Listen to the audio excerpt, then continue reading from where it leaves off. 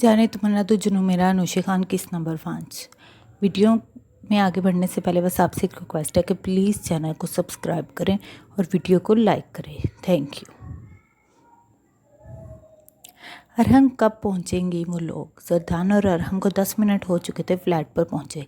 सरदान ने लाउंज में बेचैनी से चक्कर लगाते कहा, जबकि अरहम टेरेस पर खड़ा नीचे देख रहा था।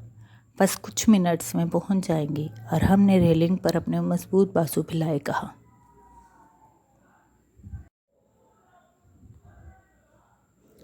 इसकी नज़र नीचे खड़ी गाड़ी पर थी जिसमें वो दोनों मौजूद थे। इसने ये सरदान को नहीं बताया, नहीं तो सरदान जितने गुस्से में था पार्किंग पहुंच जाता इनको लेने।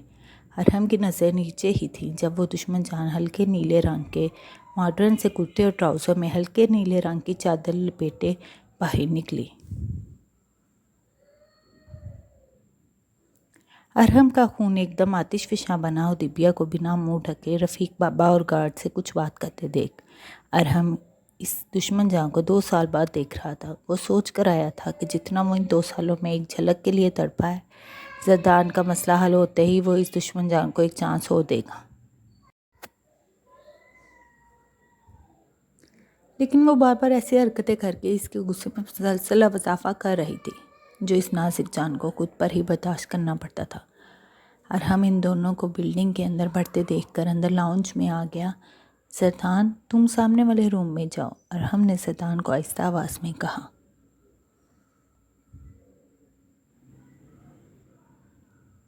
क्यों? सरदान ने आईब्रो रेस करके पूछा। देखो जरदाना, रीज़े तुम्हें यहाँ एकदम देखेगी तो इसकी तबीयत ख़राब हो जाएगी। तुम जानते हो वो कितनी जल्दी रह जाती है, और तुम्हारे गुस्से से तो इसकी वैसे ही जान निकल जाती। मेरे भाई, तेरी मेहरबानी है, कुछ रहम करो, जाओ रूम में, अरहम ने बाकायदा सरदान के सामने हाथ जोड़ते कहा। अरहम, क्या तुम चाहते हो मैं बुज़दिलों की तरह अंदर बैठकर इंतज़ार करूं कि कब तुम इसे समझा कर भेजोगे, और वो वैसे तुम्हें लगता है तुम्हारे समझाने से वो समझ जाएगी? सरदान ने गुस्से से अपनी मुट्ठियां भींचे कहा। सरदान, यही जो तुम अपने गुस्से पर कंट्रोल नहीं करते तुम्हें नुकसान देता है। अरहम ने सरदान को गुस्से से कमरे की तरफ धकेला। कह कौन रहा है? सरदान ने तंजिया मुस्कुराते अरहम को आईना दिखाया, जो खुद कौन सा कम था गुस्से में। सरदान, जब तक मैं ना बोलूं बाहर नहीं आओगे। यू सरदान ने गुस्से से उंगली अरहम की तरफ की। अच्छा बाबा, सिर्फ 5 मिनट बाद भेज दूंगा। अरहम ने सरदान के गुस्से से हार मानते कहा। तभी दरवाजे पर बेल हुई। मुलाजमा ने दरवाज़ा खोल दिया। तभी सरदान कमरे का दरवाज़ा खोलते कमरे में दाखिल हो गया और दरवाज़ा इतने ज़ोर से बंद किया कि दरवाजे पर खड़ी अरीसे और दिव्या मुलाजमा तीनों डर से उछल कर इधर उधर देखने लगी।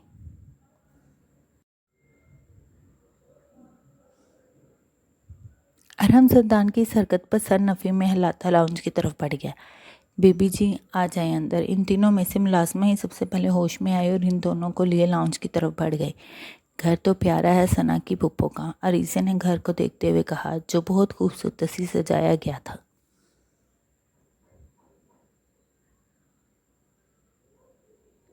और दिव्या ने अरीसे की बात का कोई जवाब ना दिया। वो तो बस अरहम की खुशबू को अपने इर्द गिर्द महसूस करती गहरे सांस ले रही थी। और दिव्या पिछले 2 साल से इस वक्त का इंतज़ार कर रही थी जब वो इससे मिलेगी, जो इस जिसमें सांसों की मानद बसा था, और 2 साल पहले इसे मुसलसल जुदाई की सूली पर लटका गया था। इन 2 सालों में दिव्या के लिए सबसे ज़रूरी काम दिन रात बस इसे ही सोचना था। इन 2 सालों में इन दोनों के दरमियान इतने फासले आ गए थे कि दोनों चाहकर भी एक दूसरे को माफ़ नहीं कर पा रहे थे। और दिव्या लाउंज में खड़ी अपनी उंगलियों को मरोड़ते अपनी सोचों में गुम थी।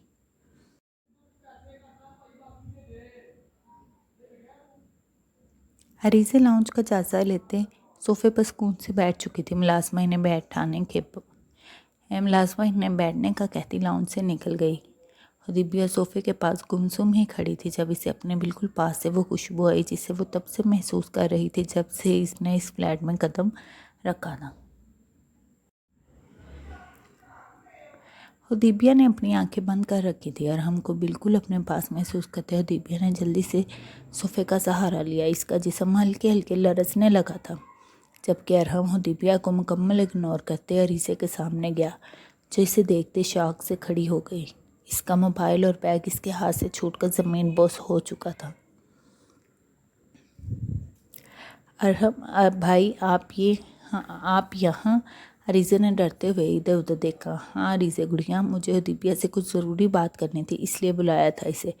अरहम ने मुस्कुराते हुए अरीज़े के सर पर प्यार देकर इसे बैठने का इशारा किया। अरीज़े से सब ऐसे ही लाड से बात करते आ रहे थे। सिवाय एक इंसान के जो इस वक्त कमरे में बैठा सिगरेट पीने में मसरूफ़ था। अरीज़े का बेचैनी से इंतज़ार कर रहा था। अच्छा भाई, हुदैबिया ने तो मुझे कुछ नहीं बताया। हुदैबिया खामोशी से अरहम को देखते अपनी आंखों की प्यास बुझा रही थी।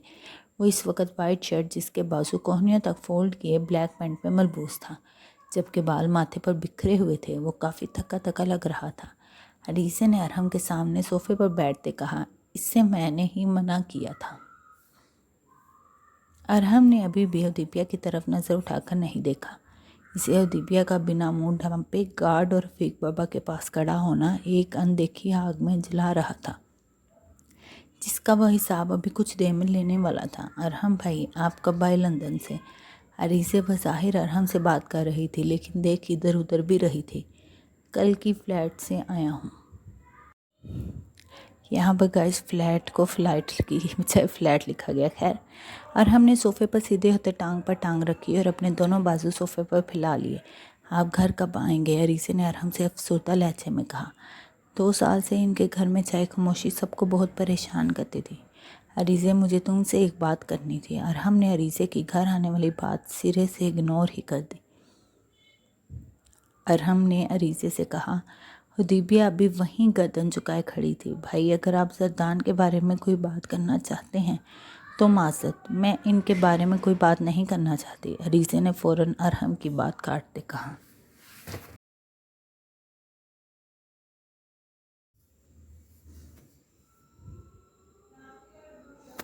क्योंकि अरहम को देखते वो समझ गई थी जरदान की बात ज़रूर होगी। इससे तो ये डर लग रहा था कि जरदान भी अरहम के साथ ना हो, इसीलिए वो इधर उधर देख रही थी। लेकिन अभी तक जरदान सामने नहीं आया था, इसलिए अरीज़े थोड़ी रिलैक्स हो गई। अरीज़े, अगर मैं वादा करूं कि तुम जो बोलोगी जरदान वैसा ही करेगा, तो क्या फिर सोचने की कोई गुंजाइश निकलेगी? अरहम ने सोफे से अपने बाजू हटाते अपने दोनों हाथों की उंगलियों को आपस में सख्ती से भींचे पूछा। देखें भाई, मेरी कुछ दिनों बाद शादी है और मैं इस शादी से बहुत खुश हूँ, लेकिन अरीज़े भाई प्लीज़।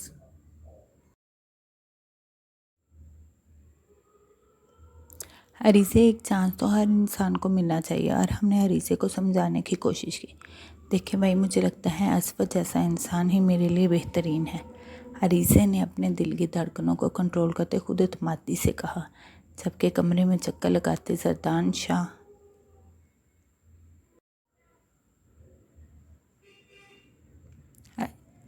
शाह अरीज़े की बातें सुनता खुद को बहुत मुश्किल से कंट्रोल कर रहा था। वो भी सिर्फ अरहम की वजह से। अरीज़े, एक बात सोच लो भाई। सॉरी, सोचने के लिए कुछ फीलिंग्स का होना ज़रूरी है, और मेरे और जरदान के दरमियान ऐसा कुछ भी नहीं। अगर अरीज़े को ज़रा सा भी अंदाज़ा होता जरदान यहाँ मौजूद है, वो इतनी बहादुरी ना दिखाती। अरीज़े, मैं तुम्हें एक सच्चाई बताना चाहता हूँ, जिसके बाद मुझे उम्मीद है तुम अपने फ़ैसले पर नज़रसानी ज़रूर करोगी। अरहम ने सब सच सच अरीज़े को बताने का फ़ैसला करते कहा। अरहम, तुम्हें कुछ बताने की ज़रूरत नहीं है। जो बात भी करूँगा मैं ही करूँगा। जरदान ने लाउंज में दाखिल होते गुस्से से कहा। जरदान की आवाज़ सुनते ही हुदैबिया ने हैरानगी से अरहम को देखा, जबकि हुदैबिया के ऐसे देखने पर अरहम ने अपनी नज़रें चुराई। हुदैबिया इसी शर्त पर अरीज़े को लाई थी कि जरदान भाई यहाँ नहीं आएंगे। अगर ज़रूरत पड़ी तो फ़ोन पर बात करवाई जाएगी। यानी अरहम ने धोखे से बुलाया था। अब हुदैबिया को लग रहा था वो बहुत बड़ी गलती कर चुकी है यहाँ अरीज़े को लाकर। उधर अरीज़े जरदान की आवाज़ सुनते सोफ़े से उछल कर खड़ी हुई और अरहम और हुदैबिया को हैरानगी से देखने लगे। यानी ये सब एक प्लान था। जरदान चलते हुए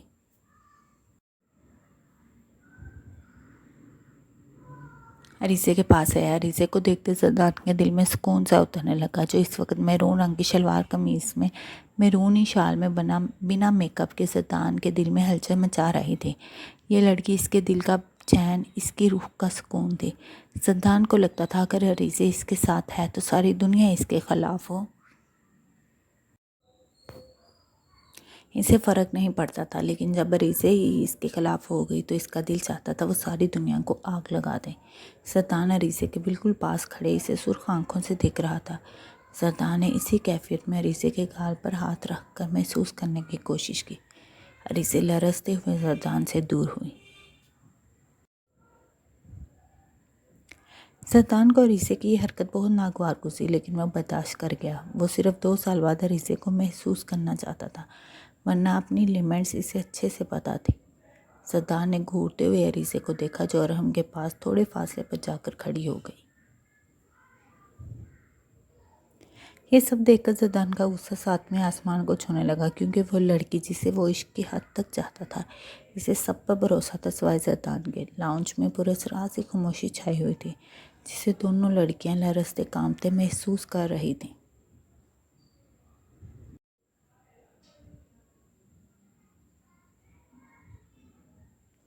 अरीसे चलो, इस खामोशी को हदीबिया की आवाज़ ने तोड़ा। हदीबिया ने कहा और अरीसे के पास जाते इसका बाजू पकड़ने लगी कि वो लोग जाए, लेकिन इससे पहले कि वो अरीसे का बाजू पकड़ती, अरहम ने हदीबिया का हाथ पकड़कर सर नफ़ी में हिलाया। अरीसे तब तक नहीं जाएगी जब तक जद्दान इससे बात नहीं कर लेता। अरहम ने हदीबिया के मुंह के पास फनकारते लहजे में कहा, आप धोखेबाज हैं। हदीबिया ने अटकते हुए रोकर कहा, आपने झूठ बोला मुझसे। हदीबिया ने रोते हुए अपना हाथ छुड़वाते कहा, मैंने कोई झूठ नहीं बोला। तुमने बोला जद्दान भाई वहाँ ना हो, अगर कोई बात करनी होगी तो फ़ोन पर करेंगे। मैंने बोला था देखेंगे। अरहम ने हदीबिया को गुस्से से देखते कहा, जो सबके सामने इसे धोखेबाज और झूठा बोल रही थी। अरीसे गुड़िया, जद्दान तुमसे बात करना चाहता है, प्लीज़ तुम एक बार जद्दान से बात कर लो और घबराने की ज़रूरत नहीं। मैं अगर जद्दान का कुछ लगता हूँ तो तुमसे मेरा जो रिश्ता है वो मैं भूला नहीं, तो परेशान होने की ज़रूरत नहीं। अरहम अरीसे के सर पर हाथ रखते इसे समझा रहा था। अरीसे और जद्दान के दरमियान बातचीत होना बहुत ज़रूरी था, नहीं तो जद्दान सब बर्बाद कर देता, लेकिन अरीसे की शादी असफा से ना होने देता।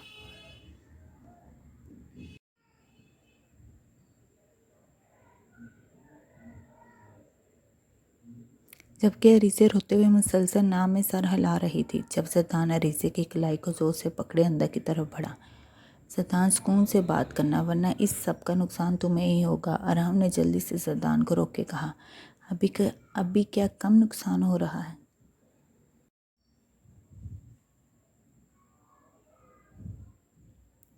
तमाशा बना दिया है सबने मिलकर मेरी ज़िंदगी का, जद्दान ने चिल्ला कर कहा और अरीसे को लिए कमरे की तरफ बढ़ गया, जबकि हदीबिया वहीं सोफे पर बैठ गई।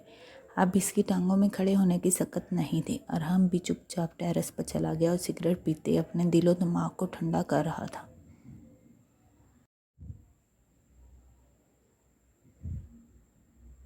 जो हदीबिया को 2 साल बाद देखकर काबू से बाहर हो रहे थे।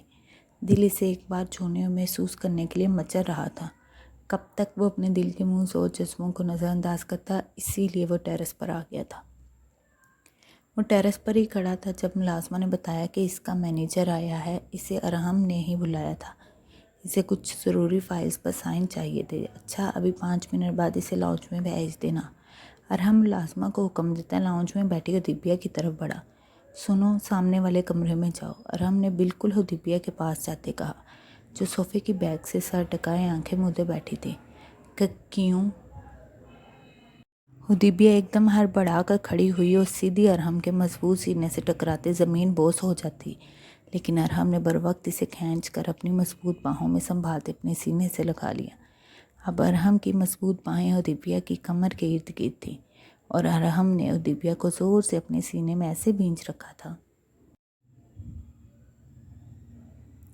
कि हदीबिया हिल भी नहीं पा रही थी। दूर क्या जाती, कमरे में क्यों जाना?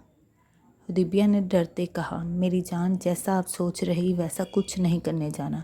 मैनेजर आया है कुछ साइन करवाने। और हमने हुदैबिया को सीने में बींचे इसके कान के पास सरकोशी करते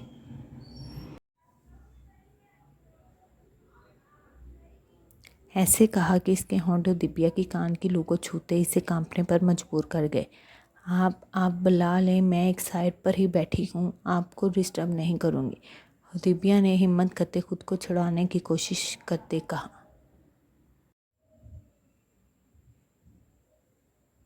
जबकि हुदैबिया की इस बात पर अरहम ने गुस्से से इसे अपने सीने से अलग किए घूरा। तुम कमरे में जाओ, बाकी तो मैं आकर तुमसे बात करता। अरहम ने हुदैबिया से दूर होते मुंह मोड़ कर कहा। इससे पहले ही हुदैबिया का बिना मुंह ढांपे यहाँ आने पर बहुत गुस्सा था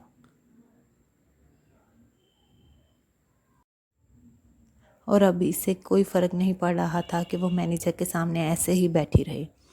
लेकिन अरहम का ये सोच कर ही गुस्से से बुरा हाल हुआ कि इसे फ़र्क नहीं पड़ता। ऐसा बोलकर वो अरहम के गुस्से को भड़का गई थी। मैं कमरे में नहीं जाऊंगी, हुदैबिया ने अरहम की तरफ देखते कहा।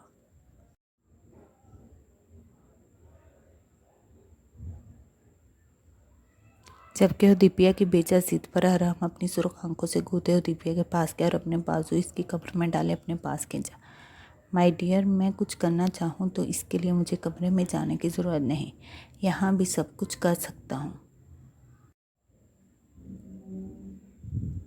अरहम ने अपनी उंगली हुदैबिया के गाल से ट्रेस करते गर्दन तकलाते गमगीन लहजे में कहा। अरहम की बात सुनते हुदैबिया की रीढ़ की हड्डी में सनसनाहट पैदा हुई। सो डियर, चुपचाप कमरे में जाओ, बाकी मैं फ्री होकर तुम्हारे पास आता हूँ, क्योंकि मुझे अपनी मनकुहा को कुछ चीज़ें दोबारा सिखानी पड़ेंगी जो तुम 2 साल की दूरी पर भूल चुकी हो। अरहम शाह ने हुदैबिया की गर्दन पर अपने लब नरमी से फेरते कहा और इससे दूर हटा। जबकि हुदैबिया अरहम के दूर होते ही इस कमरे की तरफ भागी जिसकी तरफ अरहम ने थोड़ी देर पहले इशारा किया था। अरहम हुदैबिया का सुरख मुंह और फुर्ती देखकर मुस्कुराते हुए इसे कमरे में गायब होते देख नाजुक सी जान है और दावे इतने बड़े बड़े दिल में सोचते मुलाजमा को मैनेजर को भेजने का बोला जो कब से इंतज़ार कर रहा था। सरदार ने इसकी कलाई पकड़े दरवाज़ा खोले, अंदर की तरफ धक्का दिया और खुद दरवाज़ा लॉक करते हरीजे की तरफ बढ़ा। अभी जारी है। आज की एपिसोड कैसी लगी? हल्की हल्की आंच पर नावल आगे बढ़ रहा। अगले एपिसोड में दोनों कपल्स के गिले शिकवे होंगे जिसमें रोमांस का तड़का भी लगेगा और अगले एपिसोड में इस नावल के नए हीरो से भी मिलवाया जाएगा। अब वो है तो हीरो, लेकिन कुछ लोगों की ज़िंदगी में विलन का किरदार अदा कर रहा। तो वो लोग कौन है इसके लिए अगले एपिसोड का इंतज़ार करें। प्लीज़ चैनल को सब्सक्राइब करें।